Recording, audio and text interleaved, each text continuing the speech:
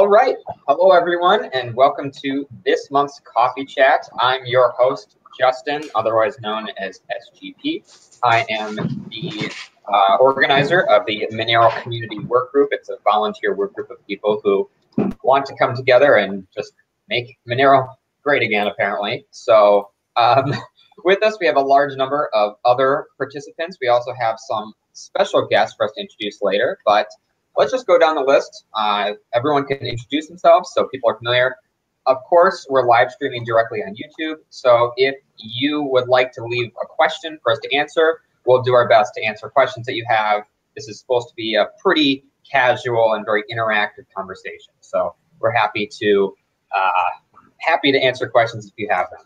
So I'm just going to keep drinking my coffee since this is the Coffee Chat. And I'm going to ask for Surrey to introduce themselves.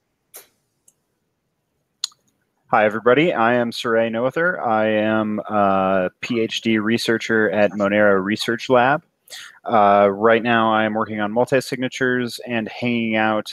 I just finished my coffee, so I'm not pouring anymore because I'm about to vibrate through a wall. Okay.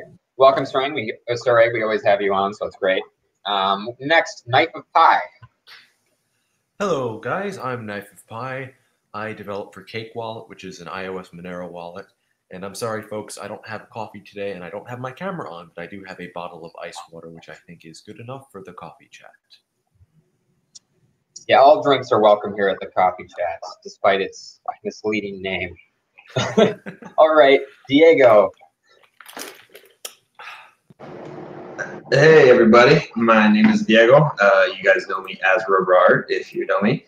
I do stuff in the community, like I work on the website, I help out with recovery, anything I can get my hands in, the infrastructure portion, like Taiga, Mattermost, and finding other stuff that can be useful to the work groups and stuff. So anything I can stick my hands in, I try to do so and do what I can for the community. I don't have any drinks with me right now, actually, but I do have my burrito that my wife made. It's eggs and beans and stuff. It's really good.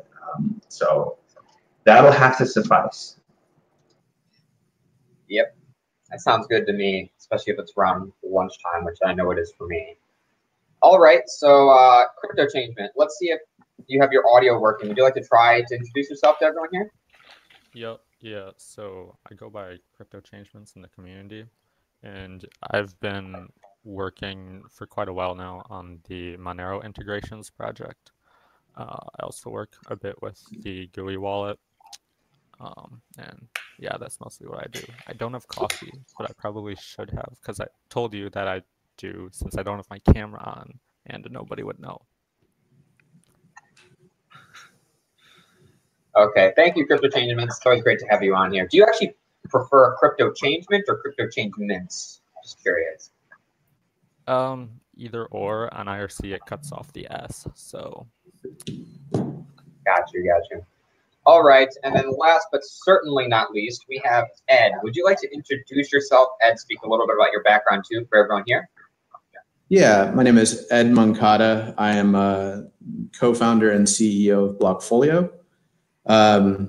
Pretty much spend all of my waking hours on that. Recently, we've launched a feature called Signal that allows token teams to broadcast directly to our users. And we've been working with the Monero outreach group, and helping Monero, update the Monero user base or token base about developments that are going on in your ecosystem. Awesome. Yeah, so thank you for involving the Monero community in that. I know we are probably one of the stranger communities to work around, since you couldn't just have a direct PR contact that you could necessarily. There's no CEO. It's actually been it's made us think a lot about how we're going to grow out the platform to kind of build it around the decentralized needs of our ecosystem. I mean, Monero is not going to be the only one that has this kind of unique structure. And so I think there's going to be a lot of interesting problems that we're going to need to solve to really find a good fit for the product. So I'm curious, imagine that you wanted to have like Bitcoin represented in your Signal platform in some way. What do you think would be your process for reaching out to, I guess, important stakeholders that you feel would represent Bitcoin? Is that something you wouldn't want to touch? Like, how would you approach that situation? Yeah, Bitcoin's an interesting one. We actually been we've been kind of thinking about how we'd approach that. Our just in general right now, the way we've approached it is whoever's kind of pushing code, to the GitHub or advancing the protocol. These are the kind of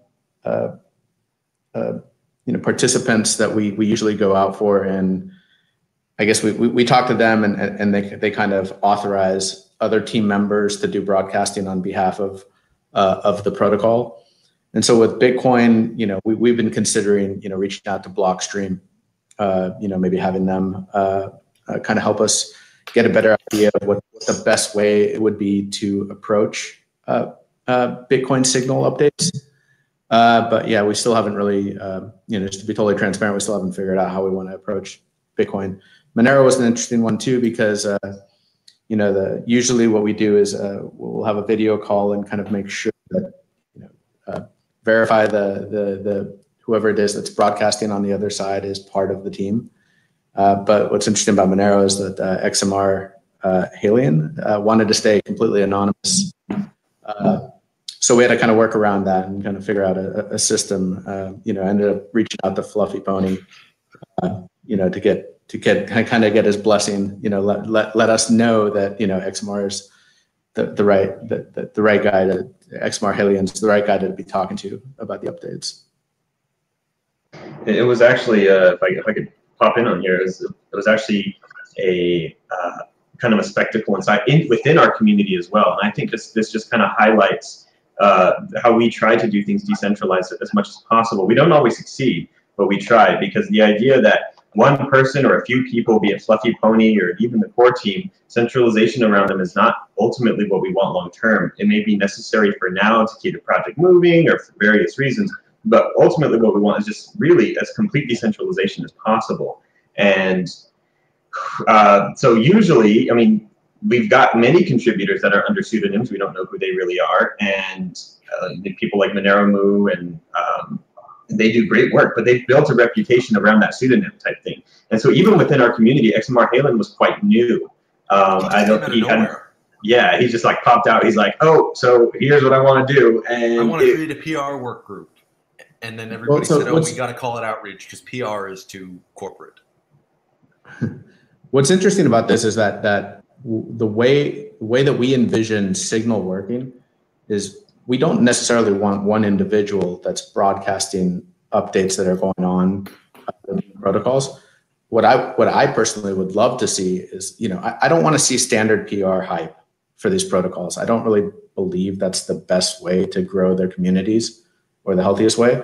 I'd love to see a kind of this platform become something where, developers are, a number of people have voices underneath the umbrella of a protocol, and that there's a number of different relevant participants who are broadcasting updates, whether it might be biz dev updates or protocol advancements, GitHub pushes, whatever it might be. Because I'd love to see like more of a cadence from the teams, just kind of showing consistent development and progress. I think that's a healthier way to grow the ecosystem, rather than what we often see in the ecosystem. A lot of these kind of bogus partnerships that people are constantly broadcasting. That's just my personal opinion. But at the same time, we wanted to build a platform where we just are going to provide the framework, and we kind of just have to let the protocols kind of the different blockchains use it however they're going to use it, and kind of recommend best practices to them. So. Right, and in this sense, I think it's really cool that you're working with Monero in this way, because Monero does try to do exactly that. We have these people responsible for outreach, these people responsible for code. I'm getting some echo from you. Yeah, I muted him. He can unmute himself when he's ready to talk. Okay, great. So like some people responsible for outreach, some people responsible for coding, some people responsible for, now we've got a marketing thing starting up, which is separate from the outreach and stuff. And we got community, so different people responsible for different things. And it's so awesome because ultimately, like what the vision that you're talking about is really what needs to be happening, is that, you know, some people, like somebody responsible for the community work group is going to be coming in and saying, okay, hey, we're doing this thing, you should come by. So for example, like this coffee chat was just announced on the Blockfolio. That's kind of cool. You know, it's coming from the community, and the outreach doing different stuff. And the work group structure is just, it's so ingenious, and it shows the power that decentralization does not have to be significantly weaker than a centralized structure. I mean, there's always going to be pros and cons, and there's always going to be some weaknesses, but it doesn't have to be significantly weaker, where if we don't have one person calling the shots and saying this, that, goes this, there, then we're screwed. And that's not the case. And it's really cool because Monero is living proof that this is, you know, there are some stumbles.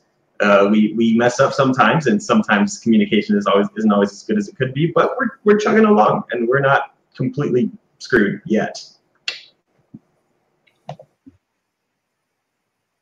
Yeah, I think that's a good perspective. And with the Monero community work group, as you know, Diego, since you're part of the organization team of the Monero work group, right?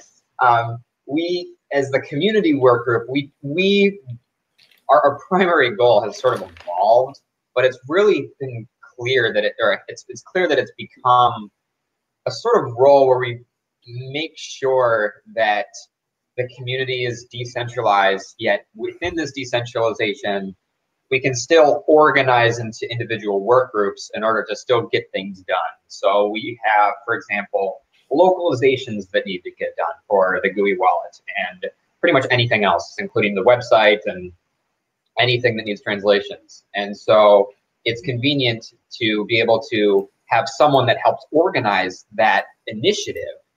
But it doesn't, I mean, if someone doesn't like to participate in that, they're welcome to create their own work group. They're welcome to submit changes on GitHub like anyone else. They can participate in localization even if they don't participate in this work group. So it's not like a requirement, but it's still good to allow organization in a way where you still don't have someone that's responsible for the protocol itself, because it's a big community effort, and I think that really highlights that.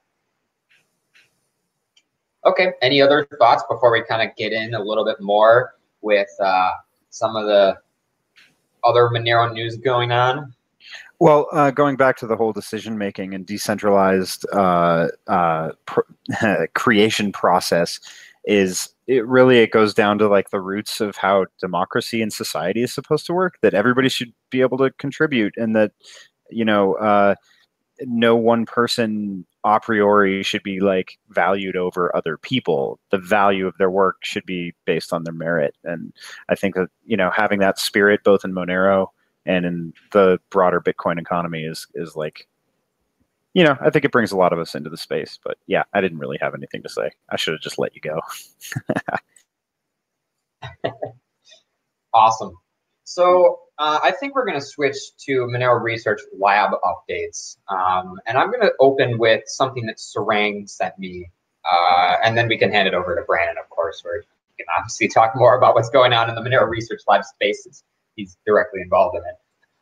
But Sarang sent me some really interesting updates regarding the Bulletproof audits. So we're finally getting some news back, and I'm going to read word for word what he said, and then we can talk about what this means. But he specifically said, and I quote, Kudelski Security completed their report. They found only a few minor issues that are trivial to correct and no major issues. We will send Kudelski status updates on each issue to be issued in the released version of the report, which will be made public as soon as it is updated. That's what Sarang sent me. So it seems like there's overall very positive news for Monero and Bulletproofs. Kudelski did not find any major errors. Monero Mu is already working on patching the small issues that they said that should be looked at. I don't know too much more in detail about what these really are or what potential impacts these are, but those will be made public once Sarang's able to kind of, I guess, basically finalize the agreement, settle it a little bit, and then it'll be published for the whole community to see. So that's like really great news. And I actually just happened to look at chat and I got a great question that came in, which is, what are bulletproofs? So Brandon, I'm going to actually hand this over to you. If you could give your update, but if you can start with like, what are bulletproofs to remind everyone in the audience? All right. So a zero knowledge proof is a way of proving that you know something without revealing that thing that you know. And it sounds kind of weird, right? But let's say that you want to prove that you have the key to a secret to a door, right? But you don't want to show the key to anybody. So you kind of like have them step out of the room when you open the door with your secret key. And then you like do something behind the door to convince them when they've stepped out of the room that you actually had the key in the first place. A zero knowledge proof is a very formal way of saying, okay, I have this thing, but I'm not going to show it to you. And bulletproofs are an extremely efficient way of evaluating zero knowledge proofs or constructing zero knowledge proofs. And they use constructions that are based on arithmetic circuits. And essentially, basically, if you visualize a big graph of arithmetic, if you can prove that you know something that starts down here and ends out and spits out at the top up here, and you have the output, if you want to prove that you know the input that corresponds to the output. Bulletproofs are just this short, snappy, really quick, easy to prove zero knowledge proof of the pre-image of an arithmetic circuit. That's probably the shortest, snappiest way I can say it. But really what it comes down to is for Monero, they are short, fast range proofs. And so they are going to be making our transactions much, much, much smaller and faster. We coded it up earlier this year. I shouldn't say we because I was not involved in coding it up. Monero coded it up earlier this year. We got it audited. Kudelski just came back with their report. No major problems with it. We did know of a malleability problem that we were anticipating that they would like point out to us, but we didn't know of any possible exploits, and they didn't see any exploits with it. So that's a good news too. So really what it comes down to is basically everything is shiny with bulletproofs. As far as we know, we still have two more auditing groups to finish. But in the meantime, that suggests that at the next hard fork, Monero transactions are going to be smaller. And so our transaction fees are going to be smaller, and our network might speed up a little bit. And in the meantime, you can rely on the safety of zero knowledge proofs instead of, well, I guess our current range proofs, I think our current range proofs are also zero knowledge proofs. They are zero knowledge. Yeah. So we're not really improving in that regard. We're just going speed in space. So there you go. I think if I'm not wrong, that bulletproofs have some kind of improved degree of quantum resistance. I am not going to make any claims about that. I do not know. Okay. Yeah. So it looks like Brandon has probably just made his own quantum computer and is making a switch over to this bulletproof protocol that he knows can be compromised by his pre-existing quantum computer. This is a long con for you, isn't it, Brandon? You know it. That's the problem with like bug bounties, right? Yeah, exit scam 2023, but it's more going to be like 2020-30 because I'm going to live forever. Your quantum it's computer like gives real you immortality too? Oh yeah, it's like the real long con. So a question about bulletproofs is basically what I've heard, I'm not completely sure, is that the fee algorithm is going to have to be kind of restructured with the next fork with the multi-output bulletproofs. Can you kind of clear that out for me? Yeah, so our current fee structures are going to be changing a little bit. Overall, our transactions are going to be smaller and faster, and so people should be paying less fees. But in addition to that, due to the algorithmic, or I didn't want to say algorithmic, the data structures that come along equipped with bulletproofs, the fee structures weren't obvious to us at first. So what we did is we kind of like defined this virtual size of a block or a transaction instead of the actual size of a transaction. We called it the weight. using both space and time. And then we did some like algebra tricks. And like in the end, what we ended up deciding on is basically fees are going to be proportional to outputs. So if you send 17 outputs, you're going to be sending 17 times the amount of fees as if you send one output per transaction. And it's pretty simple, but we're going to be scaling them down so that in total they don't cost quite so much. I believe ArcticMine is working out the formulas in more detail. At least this is what I recall from the last conversation I had about this. So that's weird to me. If you're directly comparing it to the number of outputs, okay, I kind of changed my mind in the process of saying this. I was going to say, does that take or reduce the incentive for mining pools, exchanges to batch transactions? But I changed my mind because you have a change output, so it would still have an incentive to batch transactions. Yeah, and it turns out that if you do it the way that we're doing it, you sort of undercompensate miners if they're doing really, really big transactions, and you sort of overcompensate miners for doing really, really small transactions. But the effect is so tiny that to call it an incentive is probably not fair. So in the end, it's all going to boil down to batching is kind of taken care of with Bulletproofs, and they're already so much faster and smaller than what we currently see. There's only so much, I mean, incentivizing people from 95% improvement to 95.5% improvement is just like a way, yeah, it's reduced rates of return. And I think this is an issue for a lot of people that they don't quite understand it. Like, well, if Bulletproofs are going to reduce the size by 80%, why wouldn't fees be reduced by 80%? And for sure, we're going to see fee reduction, but it may not be as big as some people think. And people just don't understand that especially Monero is so multifaceted. For example, yes, the size of the transaction matters, and range proofs right now are the biggest. But once range proofs are not the biggest, it's going to be ring signatures after Bulletproofs. They're going to be the biggest part of the transaction. And so, and even then, the size of the transaction isn't the only thing we have to take into account. We also have to take into account how long it takes to verify the transaction, verifying all these proofs and stuff that each computer does when you download it from a full node.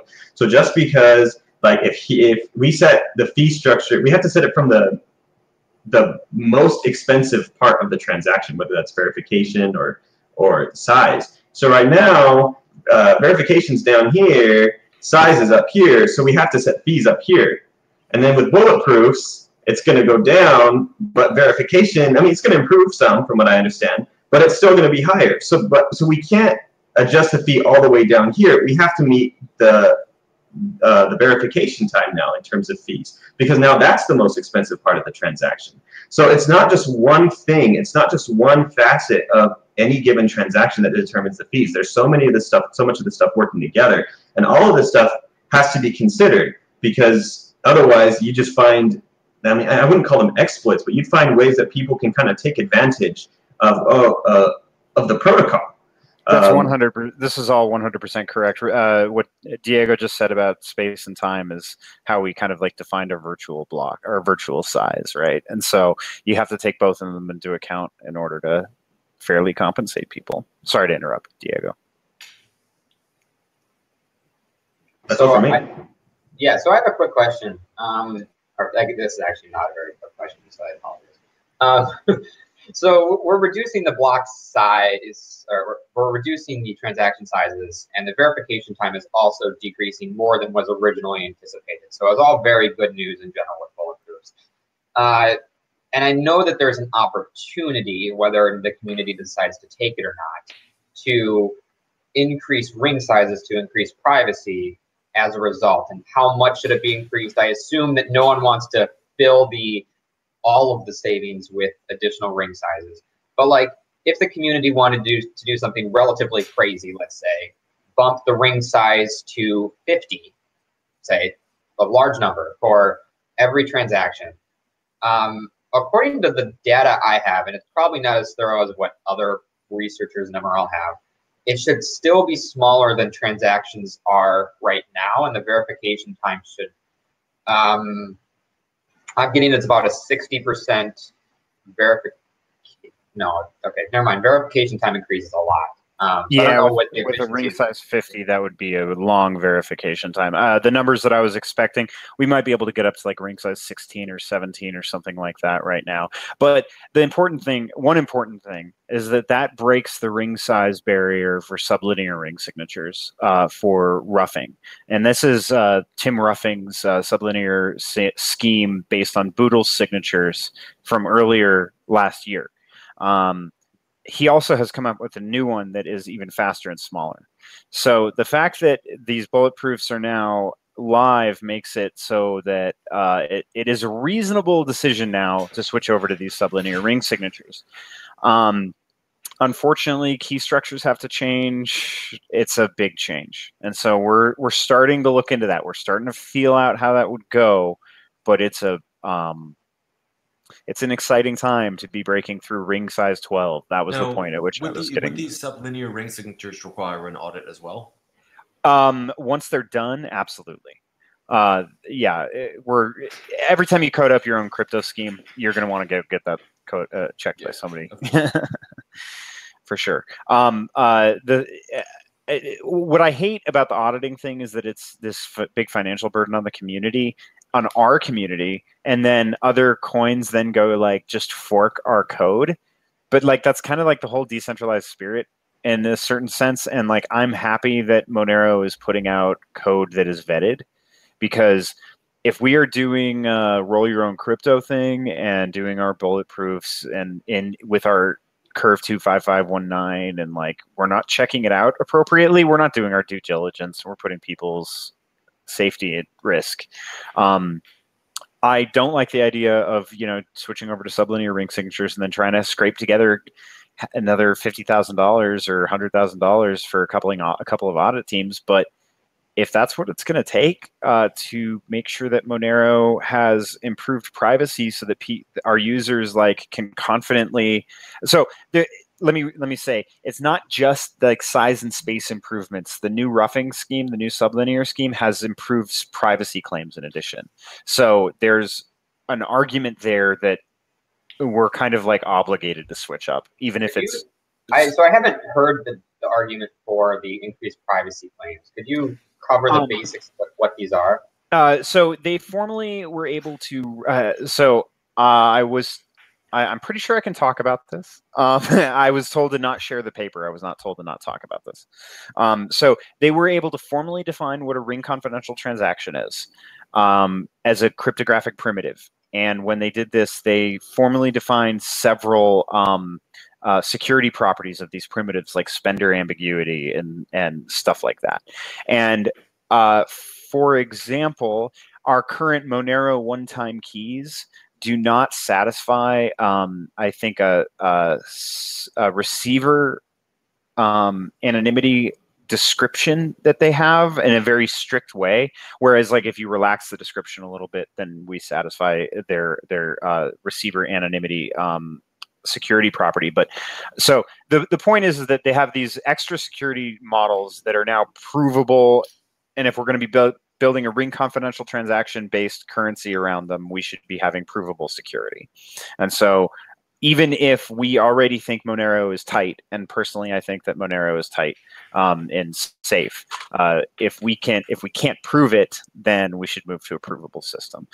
So in addition to that, we have the space and verification time claims on top of that. So the value of implementing it is probably greater than the last scheme, which was kind of on the borderline.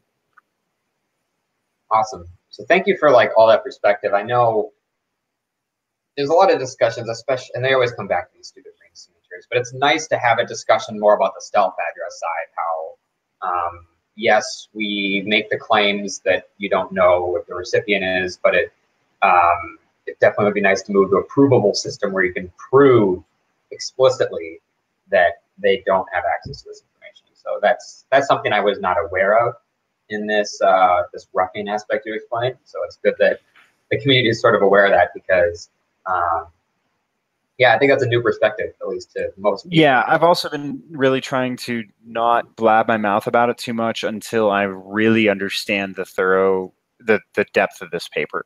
It's a good paper. It's a really good scheme. It's very clever, which oftentimes is not a compliment, calling something clever in cryptography, but I like it a lot. And so I want to make sure that I don't misspeak. Also, the last time that we talked about sublinear ring signatures last year, I was like, oh, they're logarithmically sized. That means like we could do like 100,000 ring members for the same size as like, this. And that's true, but like verification time will be 100,000 times what we're currently seeing. So like that's not a helpful observation, right? So I want to make sure that I don't oversell it. Gotcha. Yeah. So that's awesome though. So that's good to hear. So do you anticipate that you will push for a larger ring size for the fall? Do you anticipate that you might encourage like 10 or 15 as an appropriate ring size? I personally think at this point, okay, I'm literally doing calculations right now on churn to inform that decision. So I don't know. And I'm really looking forward to that data. There's a good argument to be made that a larger ring size always produces better anonymity with like no end in sight. And so really you have to ask yourself, what costs are you willing to pay? Right. There's also an argument to be made based on some of these formulas that I'm looking at, that it's possible that I can like look at the point at which the gain is negligible, and then maybe I can be like, oh, well, once we're past 22, we can just call it quits. And if we can get up to 22, like, man, that's so close to 7 right now. Like for triple our current verification time, we can just like call it quits for ring size forever. Like, really? I mean, that's tempting to me. But then like, if I said that out loud, I'm sure like Smooth would like start yelling at me about like costs to the blockchain. But Aeon Coin can do what they want, and we can do what we want, right? Awesome. So, Ed, I want to re-include you in this conversation. I think that concludes most of the Monero research. We'll have updates. That's really cool. And I'm really curious to see if you have any questions for us. I mean, I know that none of us represent Monero in entirety, so it's not like we're going to sign a legal document here or anything. But I'm just curious if you had any questions for, I don't know, people of the Monero community that are pretty involved and just want to know more things about people who volunteer their time here. And you're muted, so would you mind? Thank you. You're still muted. It's within Jitsi, so if you click at the bottom center of the screen, there you go. You're good now, I think. Okay, now I think your computer is muted.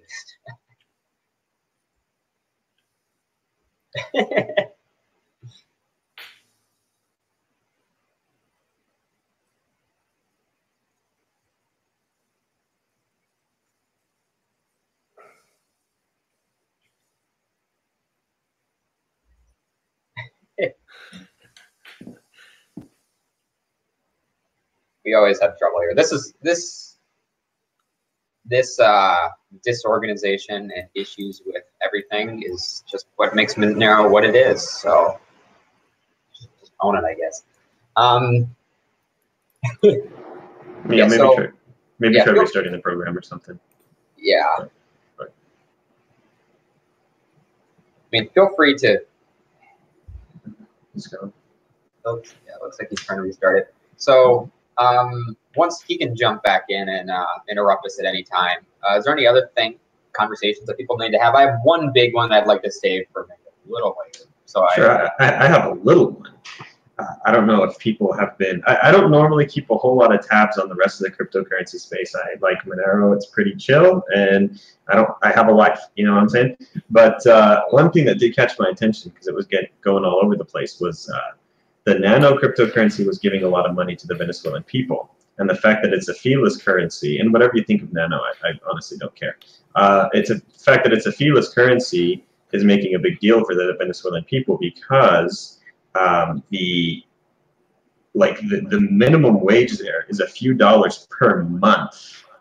And so what 50 cents is to us to send a Monero transaction is actually quite a bit of money back for them, a week or 2 weeks worth of wages. And that to me just really shows me the necessity to optimize as much as possible the blockchain on chain and stuff like that, and to make things as big as possible, because some people aren't as rich as first world, and these things make a massive difference. And Monero might just be unusable for that people group, and that might be one of the people groups that need Monero the most. So just, I don't know, just any thoughts on that real quick, and then we'll jump back to Ed. Sorry. Can you guys hear me now? Yes, we can. All right, great. Sorry about that. Yes, we can hear you. No worries. So same exact question then. What questions do you have for us here? Is there anything that you want to focus the conversation on? So yeah, I mean, you know, kind of better understanding about, you know, I mean, I think you guys take a lot of pride in being a completely decentralized community, and I think just within the context of Blockfolio and the feature that we've been rolling out, you know, I'm always curious to get a better understanding of, like, who grows into the voices of your ecosystem. You know, how does this process happen? Who is it that's important to, that should be communicating or broadcasting important developments? You know, the better we can understand that, the better we can kind of iterate on our service or kind of customize this feature for your team, right? And it's curious about, you know, other teams have a very centralized kind of structure, but you guys, it's definitely not the case. So I can respond to that. This is something of my specialty, looking at the community dynamics and kind of how things evolve. And so the idea that Fluffy Pony for the longest time has been somewhat of the face of Monero, and it's not because he's the lead developer, because he's not. He maintains the GitHub. He's one of 7 of the core team, and he's been assigned by the core team to do different tasks. But just the idea that he was going around and giving talks about Monero when a lot of other people weren't, and so kind of he became the de facto face where people look to, oh, that's the guy that always talks about Monero. So he kind of became the face behind Monero.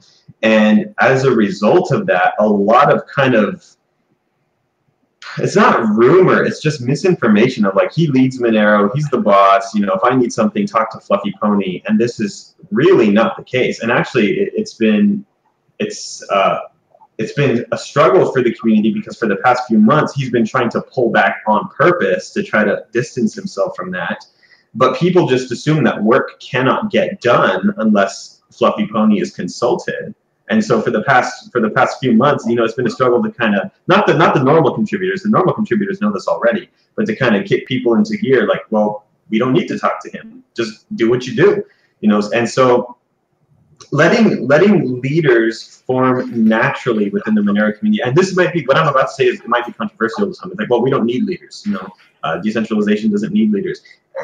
I'm not convinced on that front. I think there are people with different talents, and some people's talent is organizing and, you know, delegating and that type of thing, and serving really is what it is, serving other people.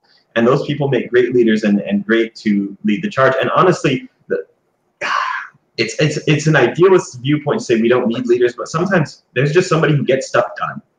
Sometimes there's just somebody that takes that initiative, that says, you know what, we've been talking about this idea for 3 months. I'm just going to do it. And that's people like, you know, XMR Halen, where he's like, you know what, I want to start an outreach PR work group or something, and he just did it. And bam, I mean, like, okay, now we're sending stuff to Blockfolio and stuff like that. And so for sure there's an element of trust within the community, even though the protocol is trustless, the community is not. And I think this is a big distinction that needs to be made, because a lot of people try to say, well, as much as possible, we need to move to a trustless community. With our current technology, that's not possible. What we have is the ability to make trustless transactions with no third party, and that's awesome. But community-wise, it's not. And I'm sorry, it really just isn't. And so you know, in terms of, well, who pushes stuff to Blockfolio, who can do it. In an ideal world, you would say anybody can do it, because in an ideal world, nobody would be trying to hurt the coin, the protocol, drag us down, whatever. And we don't necessarily know that to be the case. So, but really, it is still up to the community, because when somebody says, hey, I'm willing to push these updates, or I'm willing to do this type of work, like I said, XMR Halen just kind of, like that Pi said, he just kind of popped out of nowhere, and it was like, well, we don't know you well enough to fund you. We don't know you well enough to give you this, to give you this power of Blockfolio. We don't know you well enough. And so kind of to prove himself and to prove his goodwill, he worked for free for a month and a half, 2 months, and he got a lot of stuff done. And I was really impressed. He got a lot done, and he didn't ask for anything in return. That's some donations, but and then we funded him, and you know, there are still some safeguards. So in regards to Blockfolio, he has that password to push it out. The core team has that password. I think I and Justin have that that ability to kind of push those things ourselves. And we're still feeling him out. I have great feelings about XMR Halen. I think he's done great work, but we're still kind of feeling him out as a community, and he's not super entrenched and ingrained there. And I think that's sorry, I rambled for way too long, but I think that's the thing to really understand, is that community is very hard to decentralize. Trust within people is very hard to decentralize. When we have a very narrow focus, it's still difficult, but it's easier. And the narrow focus that we have in Monero is transactions, privately and without any third party. Within that scope, trustlessness is doable. Within an even broader scope of kind of community, it's not right now. And there are people that wish it was, but it's not. And so there's still that element of building trust, of being around for a while, of proving goodwill, and we haven't improved upon that yet. So that's what we got. I think you bring up some interesting things. I mean, you said there's 7 core members or something. You mentioned something like this. Is that correct? And then who Yes. I'm just curious, you know, who are they? Oh, so if you go to our website, getmonero.org/community/team, you can see them. I can go ahead and pull that up right now. And SGP is usually good at linking everything that I say to the YouTube people. But I'll just go ahead and read these people out. Some of these people, we know who they are. We know their real names. Some of these people, we do not. So just keep that in mind. We have Fluffy Pony, Ricardo Spani, and he is one. We have Francisco Cabañas, Arctic Mine is what he goes by. Authi, I don't know if that's how you pronounce that. Smooth, Binary Fate, Luigi 1111, but you can always find him as Luigi 1112, 1113, or 111W, and Noodle Doodle. And these people have various levels of engagement with the community. Some are more pulled back, some do their own projects, some only talk about technical stuff, some talk with the community. And so they all do different things. And it's actually good, in my opinion, that some are kind of pulled back and doing their own stuff, so they're not so entrenched in the day-to-day that they're blinded when bigger decisions kind of have to be made. But the big thing is they're nobody's boss. Really, the core team is there because we want a decentralized world, but we live in a centralized reality. For example, somebody has to own a domain name. You can't just give it to a community, the domain name getmonero.org. So we would rather some trusted people be able to, people trusted by the community and have already proved their goodwill, to be able to hold these types of assets. So their job is primarily to bridge the decentralized world we're trying to bring about with the centralized world that we currently live in, this reality that we actually live in. And so they're in charge of different things like operating the forum funding system, using the general fund for their discretion, stuff like that. And so not one of them is in charge or is the leader or tells anybody what to do. If I wanted to say, you know what, I'm going to make a different Monero website, I could go ahead and do that. The community would have to trust me that the binaries that I link to are not malicious and that the information is good. And the reason getmonero.org is trusted is because it's vetted by the community, it's open source, and it's vetted by the core team as well. So that type of stuff. So, for instance, you know, the way that structure is, you have 7 core people that kind of like are doing, you know, fairly important things that that you need this sort of trustless group, or this trusted group to do.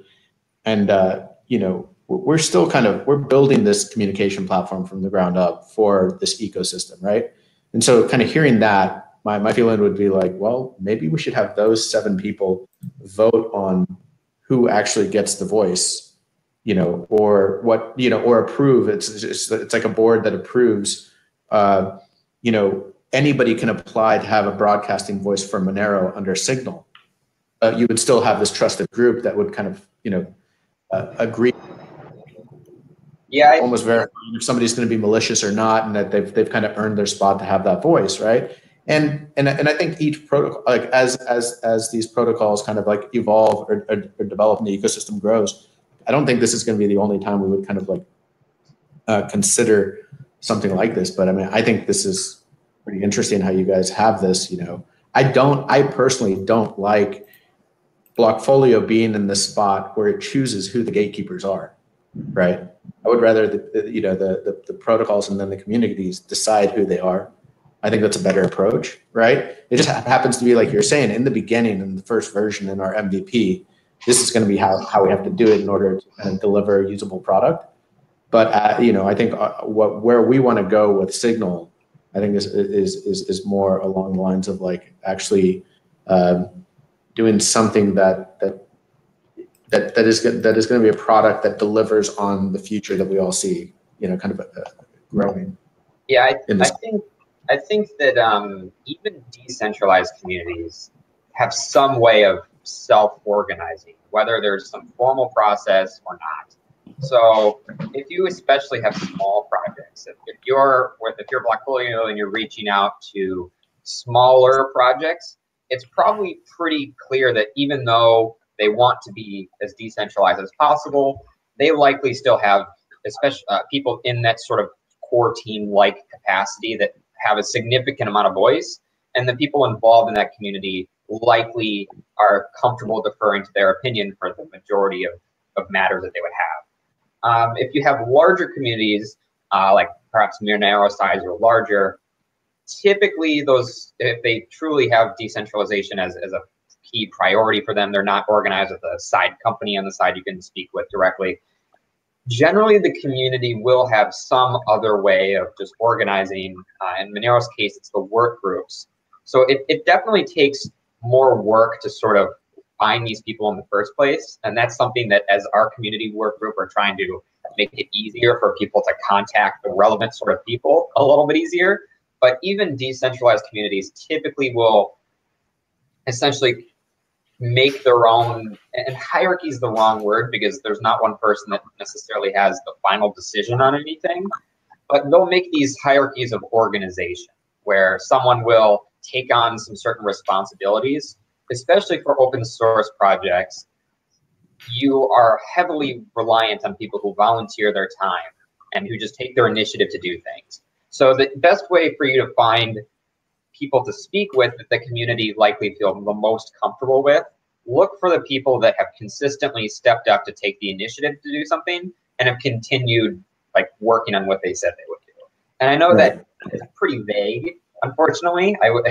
But in general, that's the sort of idea you can typically go with. I know, like, even with the Monero community, if you just went on our website, like the Get Monero website, they have like a Hangouts page to say where people, or a lot of the community often spends time. You could probably have just showed up and be like, hey, I work for Blockfolio. We're looking for Monero influencers that the community generally has a positive view on. And I think it might take you a little bit longer than sending an email directly to a company, but I think it still would not be too difficult to find large influencers in the space. And I think that is probably similar for any of these communities. So I think that's my recommendation. Yeah, no, I appreciate that. I mean, it kind of highlights one of the challenges that we have, because I mean, it just requires added effort to kind of to really kind of build something that's great for these decentralized communities that's really effective, you know, kind of for the decentralized nature. You know, at the same time, trying to balance that with like, we want to build this framework, this communication platform that can scale and that we can get, thousands of protocols on here that we, anticipate are going to need this channel. And so, we only have so much bandwidth. And so like, we've actually toyed around with the idea of like creating some sort of advisory council and inviting some of the key decentralized communities to kind of come in and meet with us over a period of a couple of days and help us kind of figure out what's the best way to design our platform to kind of anticipate their needs and cater to their needs. Because at the end of the day, like we really do want I think our goal is to kind of build this communication platform from the ground up that services the needs of these decentralized communities. And I think the communication platforms that exist today, they don't really do that well. I mean, there's a lot of they're gamed often. There's a lot of noise in them, and we want to find some way to kind of get rid of all the noise and just have quality, key information, substantial information about what's going on with these protocols. I mean, that's the objective. Yeah. One potential thought, it might be, this is kind of a roundabout way to perhaps get involved in a lot of these communities, but it might be good for a long-term vision. If you just show up and start talking to people in these communities, it might be worth your time to talk about or ask these communities how they sort of organize a little bit, because that's ultimately how you sort of want to pick the people that represent themselves on your platform or represent these communities on your platform. So one of our goals is not like, we're sort of still in the process of codifying that kind of ourselves here, where we're trying to make things, like as a community, we want to make things as easy for all the influencers, including companies like Blockfolio or other companies that are perhaps less open to the idea of working with decentralized communities, that we want to be easy. We still want to make it as easy as possible for them while keeping as many of our principles as possible. So I think it might be worth your time to sort of open that conversation with some of these communities, depending on how you really want to communicate with them. But it may be worth the effort. It's just an idea out there. Yeah, no. I definitely, I think this, I'm actually really happy that I was on this show with you guys, because no, I'm definitely going to walk away from this. Like, I realize we're going to have to do a lot more studying about Monero and kind of your needs, because I think you guys kind of are sort of like, you are very much pioneers, in a number of ways. And I think you guys, you really are passionate about the decentralization. I mean, a lot of other projects say they are, but they're not really. But I think, I think it's Monero represents a protocol that if we studied you, I think would kind of unlock a lot of insights that'll be really useful for our communication platform as it grows. Diego, did you say you wanted to talk about something real quick? Well, sure, but first, Knife of Pi says he wants to give an update about the next Cake Wallet update. He wanted a little bit of time. Oh yeah, my bad. Go ahead, Knife of Pi. Yeah, so of course, Cake Wallet is the Monero iOS wallet that I helped develop. And we've got a lot of stuff planned for our next update, which should be coming in the next couple of weeks. So we've been doing this wallet for a long time, but we still haven't implemented some of the latest features like sub-addresses, which is one of the key points of our next update. So we're adding sub-addresses, and then down the line in a little bit, we're going to be creating a multi-coin wallet, which should be great for anybody who wants to store Monero along with other cryptocurrencies in our wallet. So that's pretty much all, but we are also doing a redesign of the wallet, which should be great. We'll have some pictures of that up on r/Monero in the next few days, if all goes right. So stay tuned. Cool. Yeah, anything else you want to add?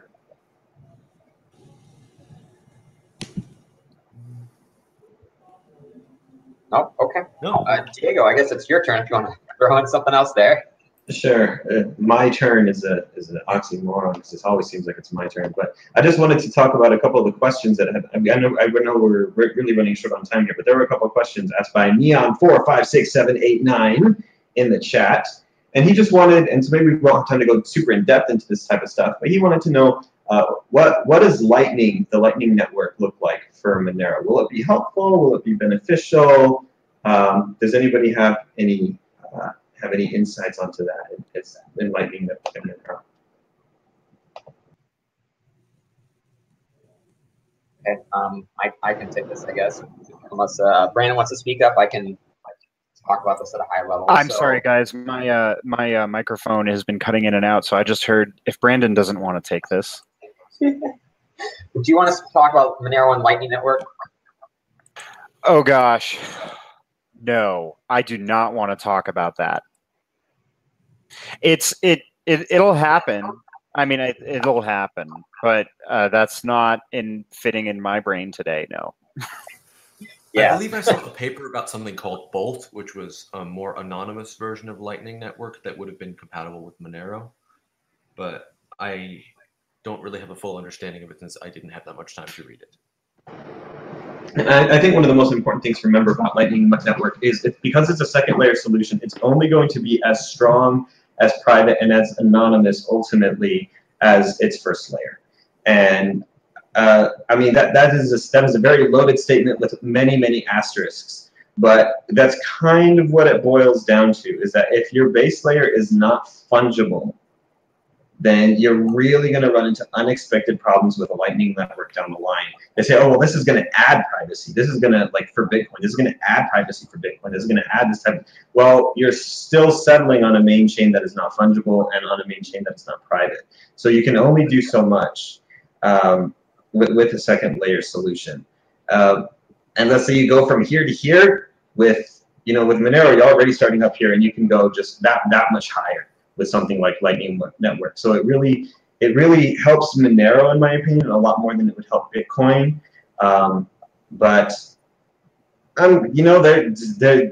If you just Google Lightning Network, I am sure you will find a debate about how useful it is actually going to be, period, for anyone and everyone. There's different opinions around that whole thing. And we definitely don't have time to get into that right now. But that's my little spiel about that. Then he had one more question. If you had something, yeah, go for it, Justin. Yeah, so in general, Lightning Network is much more effective if it settles on an already private chain. So that's where Monero has a significant advantage over really any other protocol that's at least well used. And so you can think of Lightning Network as mainly providing the benefits of efficiency. It adds some trust instead of just relying on the broad Monero ecosystem to settle transactions. You have some additional trust in the people operating the Lightning Network, which will inevitably be smaller since it's a subset, essentially. But in general, if you're making smaller transactions, if you're making everyday transactions, what I would consider low-risk transactions, then I think Lightning Network and Monero really fit well together for the vast majority of typical use cases. Not every use case, but normal use cases. And if you did have a strict use case, you can always just use Monero directly at a slightly greater cost. Now, there are some really cool things you can do with Lightning. You can have like Monero, and then as a side chain, you basically have Lightning, and you can throw Tumblebit in with there too. And so the good thing, you can kind of think of these side chains as things you can match and piece together to sort of meet the use case that you specifically have. It adds for a lot greater flexibility. So with Monero, I know the community is generally very open to having a lot of these second layer solutions. I mean, Tari is an example of a side chain that's trying to build a lot of other solutions on top or in conjunction with Monero. So that's just an example where I think there's a pretty bright future to look forward there, but it's not something that we're going to see extremely immediately, especially when we have these other on-chain improvements that are essentially taking priority at the moment. But these off-chain solutions are still very promising. Each of them has their own set of advantages and disadvantages. You can kind of work them together or use them in different ways to meet much more niche use cases. That's a big reason why it's cool.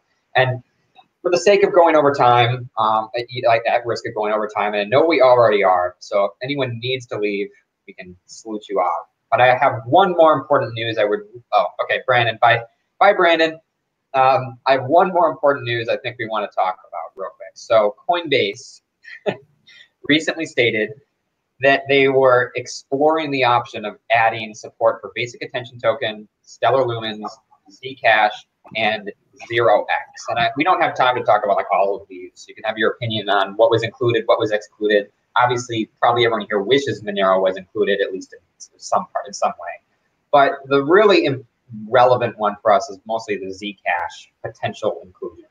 And so I wanted to get a little bit of thoughts on that. Now, to be clear, in the announcement, Coinbase specifically said that they plan on, they're mostly focusing only on including transparent transactions with Zcash, not shielded. This is the same thing Gemini currently does. And so is this I mean, I'm sure in many ways it's a good thing for Zcash, but is it also, like, what potential is there for it to still be negative for them if they keep furthering adoption or entrenching their support structure on these transparent addresses? Does it make it harder for them in the future? And I don't know.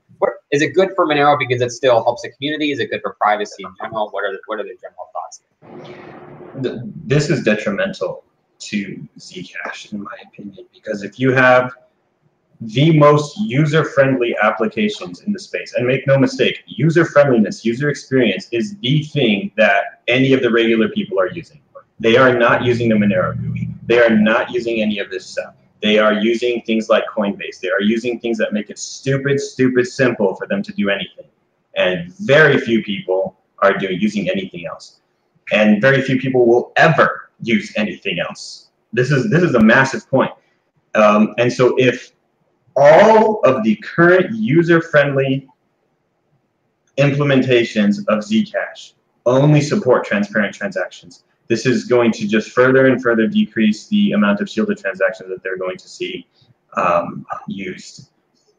And if it ever scales to mass adoption, pretty much all of it will be transparent transactions. This is, I think, it's exciting for Zcash in some ways, and it's exciting for privacy in some ways, because it gets the idea of privacy coins into people's minds as not being just completely awful, which is great because they're not. But in terms of the actual implementation of Zcash and Zcash as it is today, I think this will prove to be detrimental because it sets a precedent by Gemini, by Coinbase, that transparent transactions are what we're all comfortable with as a community, as a global community, and so that's kind of what we're going to be using. And so it's not as big of a step ahead for privacy coins as people like to think. It's not as big of a step ahead for Zcash as people like to think. In fact, I think down the line it will ultimately be detrimental. So do you think we have a Zcash community will fall into a certain risk? I suppose two major risks. So if people who operate on Coinbase use the shielded system, do you think their account will eventually be at risk? And thanks for coming here to get today's crypto changements. I know we're going over, so I appreciate you being here. So do you think that one major risk is that that they will essentially treat money that recently comes from the shielded pool as essentially tainted?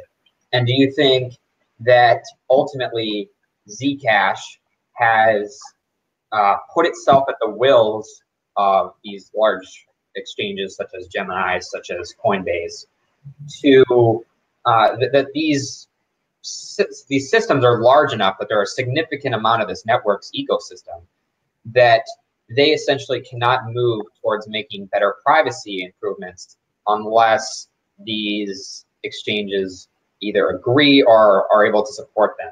Like I know with Monero, we sort of have a similar, we still are at a similar risk, but we at least have the situation now where the exchanges currently support at least the network agreed level of privacy, right? So do you think that there'll be it will actually hurt their development? It's hard for me to necessarily, I don't know. The fact that you even asked that first question is it going to hurt them because because Coinbase has the ability to say, well, we're going to view shielded transactions as tainted. The fact that that is even a question to begin with already shows the failure of Zcash fungibility.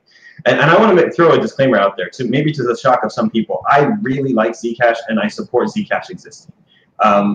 In the same way that somebody needs to have the initiative to get something done, Zcash made brand new cryptography, and some people would say, well, they shouldn't have launched it so soon. But it's got to get vetted somehow, and they decided to vet it through putting it and making it an actual product with money behind it and stuff like that. And even if they go down in flames, then, and heck, even if Monero goes down in flames, the important thing is that we furthered privacy. We built a foundation for other people to build on top of that. So with that disclaimer in mind, the fact that you even asked that first question already shows the failure of Zcash fungibility to me. That if the answer is, well, it's up to them, it depends on them whether or not they're going to blacklist this type of stuff. That's a failure. That's already a failure. And so with Monero, they don't have that option. The only option they have is, will we support Monero the coin, or will we not? And that's what it comes down to for me. And the second question is it bad that they're putting their development into their development is maybe stifled because of Gemini and Coinbase? That's not in their control, and I can't fault them for this. If Monero was to be adopted by Amazon just overnight, but then Amazon said, we're never going to support sub-addresses, and we're just going to do this, they can choose the portions of the protocol. I mean, that's obviously a very terrible example, because sub-addresses are, no, I guess it's not. But if you have someone that's quote unquote too big to fail, and they decide that they're only going to be working with certain parts of your protocol or something like that, there's really nothing you can do about that. Every coin is at the mercy of a too big to fail organization. Really is, they are. The only thing that you can do is launch your own version that has the other alternatives and try to get a user base around that, and maybe you will, depending on how in demand that function is. But everybody is at the mercy of too big to fail organizations and what they will support of your coin. There's just no going around that. Because the people will flock to them, and even though you're developing the protocol, they don't care what you say. They're going to care what Amazon says or what anybody these says. So, okay. Any other thoughts from anyone before we wrap this up? About 10 minutes late. Anyone equals Ed. Or... Yeah. No, thanks so much for having me on. That was very interesting. No, we really appreciate you having on, making the time, especially on a weekend. I gave you like a day's notice for this too, so I really appreciate it. Thanks for coming. Yeah, happy to support you guys. Awesome. So yeah, just letting everyone know, as a quick reminder, we have these coffee chats every month. Next month, we will try to do a live recording with many people in person at DEF CON. So hopefully that'll be working out. Keep updated with the community calendar, especially on the Monero community subreddit, just for thoughts related to the next month's coffee chat. We appreciate all of you watching today. Of course, we appreciate Diego and Ed especially for staying around to the end. And yeah, I hope everyone has a great rest of their day. And yeah, any other questions, make sure you go to the official website, getmonero.org. And that's all I have. Okay. Catch you all later. Bye. Yep. Thanks, everyone. Bye, guys.